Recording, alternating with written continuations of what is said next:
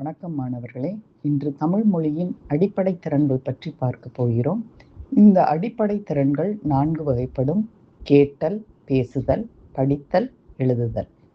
இது நன்றாக கேட்கும் பொழுதுதான் அதற்கு பதில் பேச முடியும். அதுபோல படித்தால்தான் நன்றாக எழுத முடியும். இந்த 4 திறன்களும் ஒன்றுக்கு ஒன்று தொடர்புடையவை.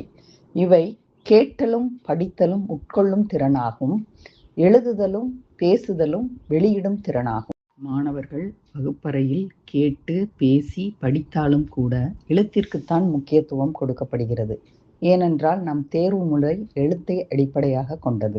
அப்படிப்பட்ட எழுத்துக்களை தொடக்கப்பள்ளி மாணவர்கள் வரி வடிவத்துடன் எழுத வேண்டும். அவ்வாறு எழுதினால் அந்த எழுத்திலுடைய தெளிவு கிடைக்கிறது.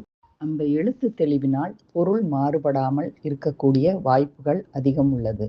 அப்படிப்பட்ட எழுத்துக்களை நாம் எல்லோரும் 2 கோடு நோட்டில் தான் எழுதுகிறோம். தொடக்கப்பள்ளி மாணவர்கள் 5 கோடு நோட்டு எழுதி பழக்கப்படுத்த வேண்டும். எழுதும் பொழுது எழுத்து வகைகளை 4 வகையாக பிரிக்கிறார்கள்.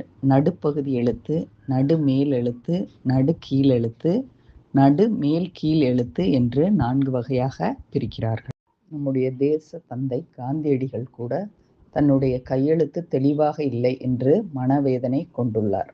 அதனால் நாம் எழுதும் பொழுதே எழுத்துக்களை வரி வடிவத்துடன் கற்றுக்கொண்டால் பின்பு அருமையான கையெழுத்து நம்மளுடைய தெளிவினை காட்டும், மன உறுதியை காட்டும், ஆளுமையை வளர்க்கும். இப்பொழுது வரி வடிவத்துடன் எழுதி பழகலாம். வாருங்கள் மாணவர்களே. நன்றி.